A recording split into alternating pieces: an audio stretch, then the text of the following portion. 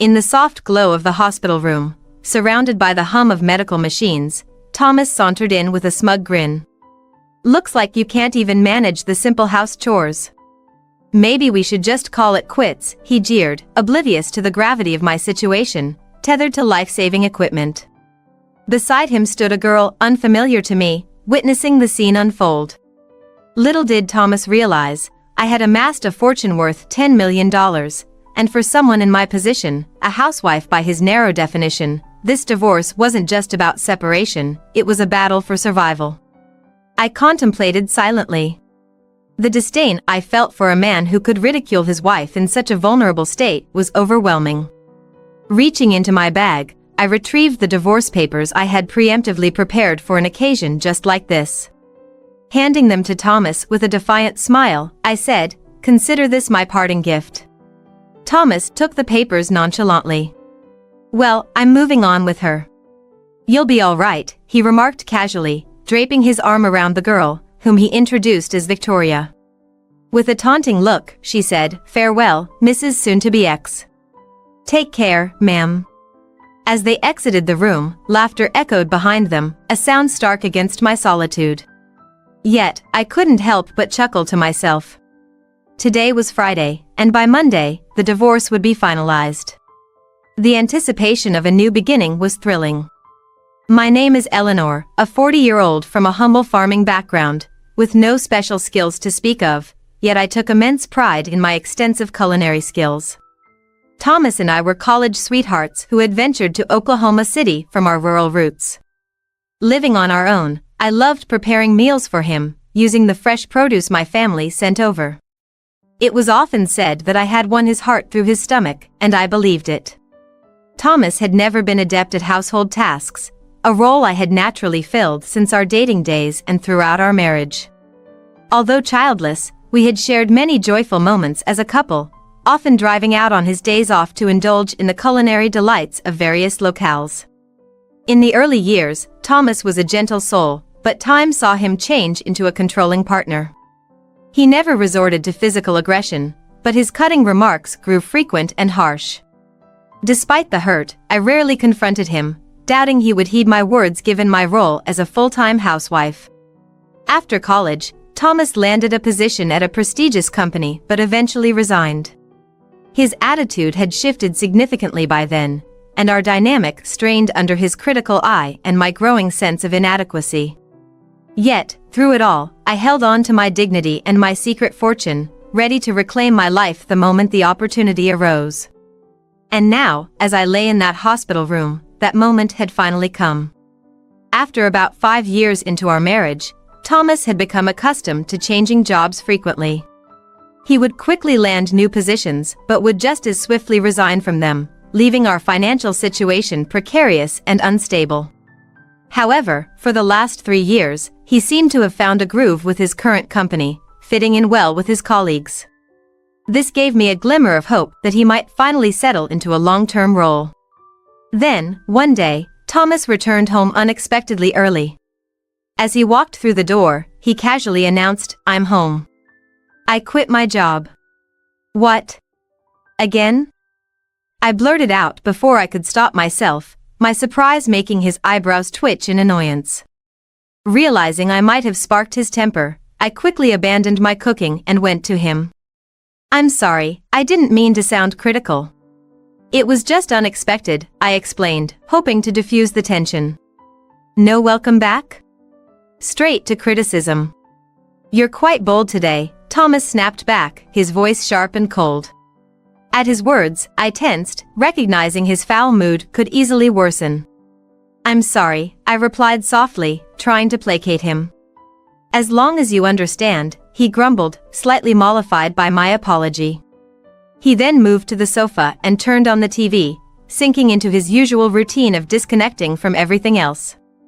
I set a beer and a glass on the coffee table near him, then asked quietly, "Do you want dinner, or would you prefer a bath first?"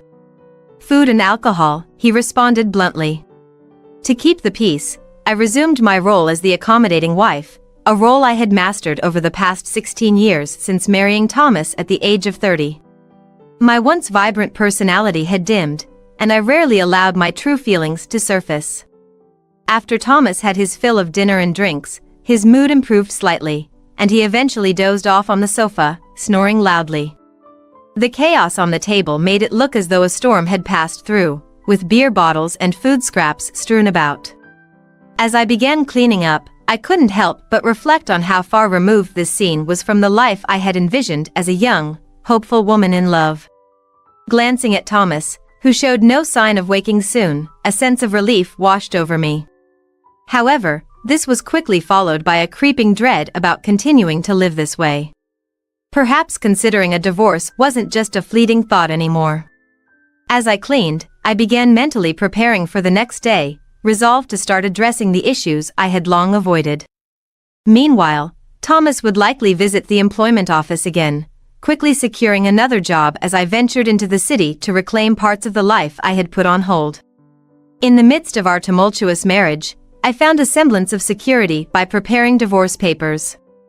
Although I wasn't ready to file them just yet, simply having them signed and hidden away at the bottom of my daily use bag felt like a necessary shield. If Thomas ever stumbled upon them, I could only imagine his reaction. "Where did you go while I was out job hunting?" Thomas questioned as soon as I walked through the door. "I popped into the stationery store to pick up some resume paper," I replied, hoping to divert his attention. "I thought you might need them." That day, Thomas's demeanor was unusually contemplative. He started with a suspicious tone but seemed to lighten up when I handed him the resumes I had bought. After accepting them, he casually mentioned he was going out for drinks with a friend and swiftly left. His new job, he had told me earlier, was with a reputable company that offered a solid salary and better benefits than he had before. I clung to a faint hope that maybe this job would be the one he'd keep until retirement, especially since he seemed to fit well in the regional sales manage and started spending more evenings out. I treasured these moments of solitude, using them to rejuvenate, and always managed to greet Thomas with a smile upon his return. Then, one day, I received an unexpected call from my mother. Her voice brimmed with excitement as she disclosed a sudden financial windfall. "You know the mountain land we owned? We don't need it anymore. It's been appraised at $12 million, and we only need $3 million for ourselves. You should consider what this means for your life," she advised. My mother had never been fond of Thomas, particularly as his controlling nature worsened, even preventing me from visiting my childhood home.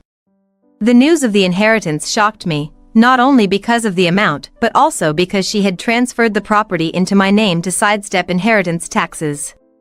I was torn about whether to disclose this newfound fortune to Thomas or to seize it as a chance for a fresh start. About a week after this revelation, I was involved in a traffic accident. Thankfully, my life wasn't in danger, but I would need to be hospitalized for a week. After securing my valuables in the hospital room drawer, including the signed divorce papers, I reached out to Thomas. "I'm sorry," I started, preparing to navigate the complexities of our conversation and the decisions that lay ahead. After I informed Thomas about my accident, his first reaction was shockingly self-centered. What about my meals?" he asked, making me nearly lose my patience at his insensitivity. However, I managed to remain calm and explained further. "I need to be hospitalized for a week. I'm really sorry, but you'll have to find meals elsewhere until then." Thomas's response was anything but sympathetic. "Not even preparing meals for your husband? What a lazy wife," he scoffed. "Oh, wait, I'm coming over now," he added before abruptly ending the call. I had initially planned to tell him about the inheritance that evening, but his reaction made me reconsider if I should reveal it at all. As I lay in the hospital bed, surrounded by medical equipment and undergoing tests, I sensed that my instincts about not sharing the financial windfall were correct. When Thomas arrived, his harsh words confirmed my decision. "You're useless, can't even do housework. Let's get a divorce and you better pay me compensation," he said with a cruel smirk, not realizing that I was connected to numerous medical devices. Standing beside him was a girl I didn't recognize. Oblivious to my assets worth $10 million, he continued to underestimate the stakes of our situation. Convinced now more than ever that I no longer wanted a life with him, I decided it was time to act. "Fine, here are the divorce papers," I said, pulling them from my bag where they had been kept almost like a talisman. Thomas's smug expression as he took them only fueled my resolve. "I can finally say goodbye to you. I'm going to be happy with her," he declared confidently, wrapping his arm around the girl he called Natalia. Natalia leaned against him and mockingly said to me, "Take care, madam." "Oh, you're not a madam anymore. Take care, old lady." They left the room laughing, thinking they had the upper hand, but their shallow joy did not bother me. Alone in my hospital room, I burst out laughing. It was Friday, and the divorce would be processed by Monday. I eagerly awaited those 4 days, anticipating my newfound freedom. The weekend passed quietly without any word from Thomas. It was peaceful, and I felt a deep sense of relief and excitement about beginning a new chapter in my life, free from his negativity and control. Restlessness engulfed me as I lay in the hospital bed. The inactivity was unlike anything I was used to. Whenever I felt the urge to move, the nurses gently reminded me to stay calm. By Monday evening, my phone began to incessantly ring with calls from Thomas. At first, I chose to ignore them, but after 25 minutes of relentless ringing, I decided to pick up. "Stop calling me repeatedly," I urged as soon as I answered. Thomas's immediate shouting took me by surprise, but I couldn't help laughing, which only fueled his anger further. He was livid because the court hadn't accepted the divorce papers. Between chuckles, I informed him that I had previously filed a notice of non-acceptance. "Remember how you used to casually bring up divorce during our arguments? I thought it wouldn't be fair to let you impulsively file during one of those spats," I explained. Thomas was irate, but his tone soon shifted as he desperately wanted me to withdraw the non-acceptance. However, I was resolute in my new stance of not bending to his every whim. "I can't do anything until I'm discharged, and will need to handle this through proper channels at the municipal office," I told him, amused by his selfish demands. He seemed particularly frantic because he wanted to register his marriage with Victoria, the woman he had brought to the hospital on Friday. "Is her name Andrew, and is she your mistress?" I asked teasingly. Thomas corrected me, stating she was his new wife, and since we were still legally married, she was technically my mistress. This absurd exchange made me even more determined to stand my ground. I decided to hit back harder. "You'll be hearing from my lawyer about the division of property," I stated, emphasizing the legal troubles ahead. I reminded him of my loyalty and diligence in our marriage. I had always managed the household and never strayed. It was clear that Thomas was the one at fault, not me. Thomas seemed genuinely confused, thinking that my inability to take care of him while hospitalized was a failing on my part. I patiently explained that my current incapacity to do household chores did not constitute neglect on my end. "You've abandoned your responsibilities towards me," I pointed out. "Even if I were a child, this would be considered neglect. But I'm an adult, and you should be capable of taking care of yourself. My being in the hospital doesn't make me the one at fault." His twisted logic was bewildering, and I was certain that even a judge would find his reasoning absurd. As I lay in the hospital bed, my patience with Thomas was dwindling. He still clung to the belief that he was in the right, insisting that Natalia was now his wife and that I was no longer useful to him, hence my views didn't matter. I countered his claims by pointing out that his secret relationship with her constituted cheating, yet he seemed unfazed and continued to believe he was justified in his actions. Deciding enough was enough, I told him that any further communication should be done through our lawyers. I hung up the phone, cutting off his protests. Despite several more attempts from Thomas to reach me, I stood firm and ignored his calls, and eventually, he stopped trying. The respite was short-lived. The next day, my phone began ringing incessantly from the early morning. Thomas was on the other end, complaining that he couldn't withdraw money from a bank account. If it were truly a joint account, he shouldn't have faced any issues. Suspicious, I asked if he was trying to access my personal account. Thomas admitted he was indeed trying to take money from my funds. His audacity astounded me. Before my hospitalization, anticipating potential issues, I had called the bank to prevent any withdrawals until I could oversee them personally upon my discharge.